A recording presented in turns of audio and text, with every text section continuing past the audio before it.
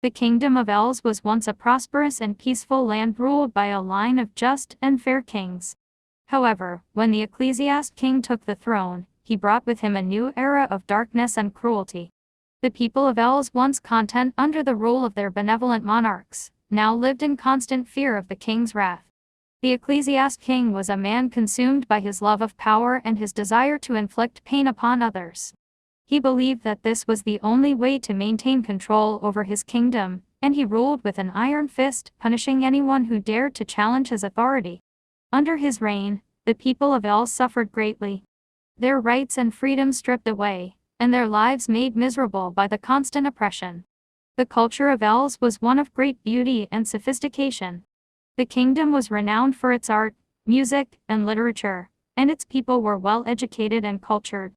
However, under the ecclesiast king's rule, much of this was lost. The arts were no longer celebrated, and the people were forced to live in squalor and poverty. The politics of Els were similarly affected by the ecclesiast king's tyrannical rule. The kingdom was once a thriving center of trade and commerce, but under the king's reign, the economy suffered greatly. The people were taxed heavily, and the funds were used to finance the king's lavish lifestyle and his cruel tortures. Determined to find a way to fulfill his desires, the king turned to his dungeon, where he kept a group of demonologists locked away. He offered them freedom in exchange for their assistance in summoning a personal succubus of torment, one that would be entirely bound to his service. After weeks of dark rituals and incantations, a creature finally appeared before the king, its beauty and otherworldly aura leaving him breathless. The creature introduced herself as Akasha, the Queen of Pain. She promised to fulfill the king's deepest desires in exchange for his obedience and devotion to her. Akasha, the Queen of Pain, was a creature of great manipulation and nuance. She was not simply a mindless demon, but rather a being with her own motivations and desires. Akasha was drawn to the ecclesiast king not just because of his power, but also because of his darkness and his need for pain. She was intrigued by the complexity of his psyche and was determined to use him to further her own goals. The king eagerly agreed to her terms, and Akasha began to visit upon him the most exquisite torments. Her methods were clever and unconventional, and the king found himself completely at her mercy.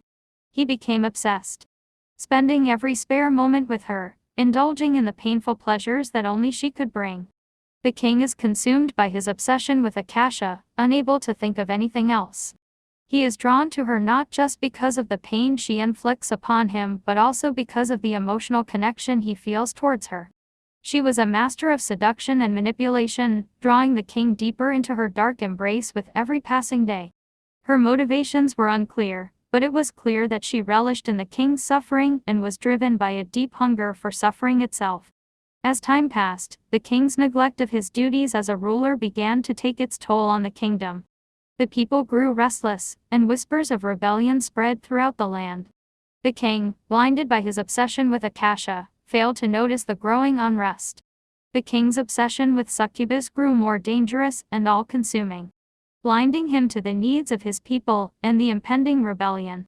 One fateful day, the kingdom erupted into chaos. The people rose up against the king, demanding that he be held accountable for his neglect and cruelty.